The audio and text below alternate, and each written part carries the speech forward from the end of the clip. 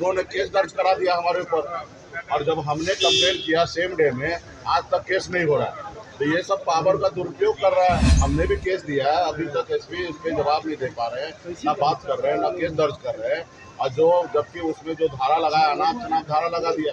Panorama group, जो सोचता है वो करता है, आपके अपने सपनों का आशियाना।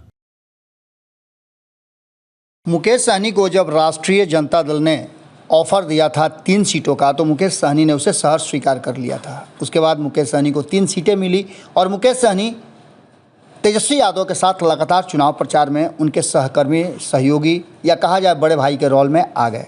आपको बता दें कि लगातार जिस तरह से तेजस्वी यादव के साथ साए की तरह चल रहे हैं और ऐसी ऐसी बातें वो बोल रहे हैं, खास करके अगर बात की जाए तो प्रधानमंत्री नरेंद्र मोदी के 10 वर्षों के कार्यकाल को लेकर के या प्रधानमंत्री के फैसले को लेकर के वो हमेशा से उंगली उठाते रहे हैं।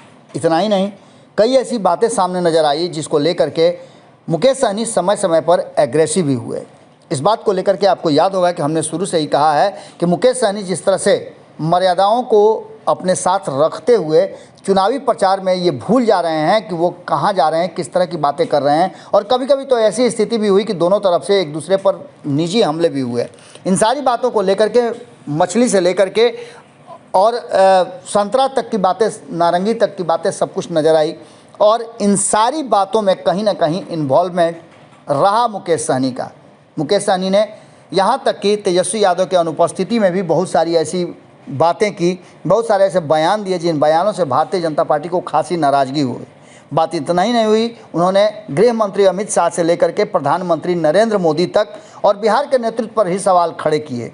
हालांकि जिस तरह की शैली के और जिस तरह से एग्रेसिव होकर के मुकेश सहनी बात कर रहे हैं और बयान दे रहे थे, उस शैली में तो तेजस्वी यादव भी नहीं नज़र आ रहे थे। लेकिन खैर, इन सारी बातों के साथ साथ जब मुकेश सहनी की पार्टी से बहुत सारे लोगों ने उनकी पार्टी को छोड़कर भारतीय जनता पार्टी ज्वाइन किया, तो मुकेश सहनी को काफ़ी नाराज़गी हुई। हालांकि उनकी नाराज़गी तो उससे भी पहले थी, क्योंकि उन्हीं की पार्टी से आए राजभूषण निषाद को मुजफ्फरपुर से जिस सीट को लेकर के लगातार प्रयास कर रहे थे मुकेश सहनी की, उस सीट पर उन्हें मौका मिले, लेकिन भारतीय जनता पार्टी ने नहीं दिया। वहीं उनके ही करीबी राजभूषण निषाद को उस सीट पर उतार करके भारतीय जनता पार्टी ने एक तरह से समझिए कि मुकेश सहनी को चिढ़ाया, और ये बात मुकेश सहनी को बर्दाश्त नहीं हुआ। यही कारण है कि मुकेश सहनी और ज़्यादा एग्रेसिव हो गए। और इसी बीच में उन्होंने, जब उनके पार्टी के बहुत सारे नेता, राजीव मिश्रा से लेकर के अन्य लोग जब ज्वाइन किए भारतीय जनता पार्टी, तो उन्होंने अपने सोशल साइट पे वो किए हों या किसी और ने किया हो, लेकिन सोशल साइट पे सीधे सम्राट चौधरी को ही एक फ़ोटो दिखाया गया जिसमें सम्राट चौधरी को पट्टा पहना रहे हैं VIP का मुकेश सहनी। और ये फ़ोटो वायरल होने के बाद इस पर सम्राट चौधरी की तरफ से उनके समर्थकों ने केस कर दिया। अब इसके बाद मुश्किलें बढ़ गई हैं। अब इसी बात को लेकर के जब इस पर काउंटर केस करने के लिए मुकेश सहनी थाने पहुंच रहे हैं, तो उनका केस दर्ज नहीं किया जा रहा है। इन्हीं बातों को लेकर के उनकी परेशानी बढ़ी हुई है। कितने परेशान हैं और इसके आगे की कहानी क्या होगी, क्या मुश्किल होगी मुकेश सहनी को, कहा तो ये भी जा रहा है, आपने सुना होगा कि सम्राट चौधरी ने कई बार कहा है कि चुनाव खत्म होने दीजिए, सभी लोगों को देख लिया जाएगा। कहीं ना कहीं मुकेश सहनी को ये समझ में आने लगा है कि उनसे कुछ गलती हो गई है क्या। इन सारी बातों को लेकर के जिस तरह का बयान उन्होंने दिया है, वो देख करके आपको अंदाज़ा हो जाएगा कि मुकेश सहनी क्या कह रहे हैं और किस तरह की बातें चाहते हैं। सुनिए क्या कहा है मुकेश सहनी ने।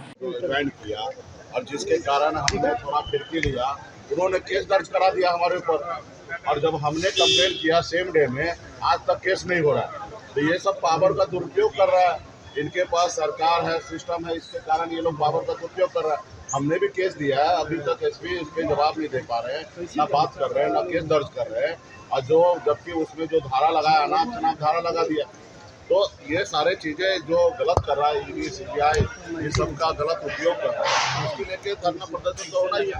आने वाला समय में निश्चित तौर पे जो वहाँ पे हो रहा है वो बिहार में हम भी करेंगे। अगर हमारा दर्ज नहीं हुआ और ये लोग अगर इस तरीके से प्रभाव करके अगर अपना पावर का दुरुपयोग करेगा, तो लोकतंत्र में मेरे पास भी अधिकार है धरना प्रदर्शन करने का, और बहुत जल्दी बिहार में बीजेपी ऑफिस भी घेरा जाएगा वीआईपी पार्टी के तरफ से। लेकिन बीजेपी के लोग हैं वो लगातार करेंगे, स्वाति मालिवाल विपक्ष के लोग चुप क्यों?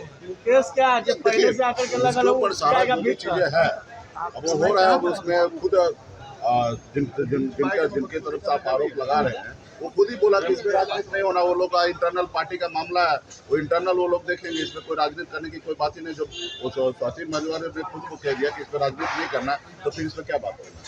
लेकिन महिलाओं की बात आप लोग करते हैं सर, महिला निश्चित तौर पर महिला का सम्मान मिलना चाहिए। जो गलत किया उसके ऊपर कानूनी कार्रवाई होना चाहिए। जिन लोगों ने ऐसा कुछ किया, इसके लिए तो हम लोग कह रहे हैं ना, अगर गलती किया तो वो दोषी अगर है तो उनको सजा मिलना चाहिए। उनके ऊपर कानून जो है वो अपना कार्रवाई करे। प्रधानमंत्री फिर बिहार दौरे पर पनोरमा ग्रुप, जो सोचता है वो करता है। अगर ये वीडियो पसंद आई और वह बिहार के राजनीति और बिहारियत से सरोकार रखेनी तो सब्सक्राइब बटन दबा के चैनल के सब्सक्राइब कर ली।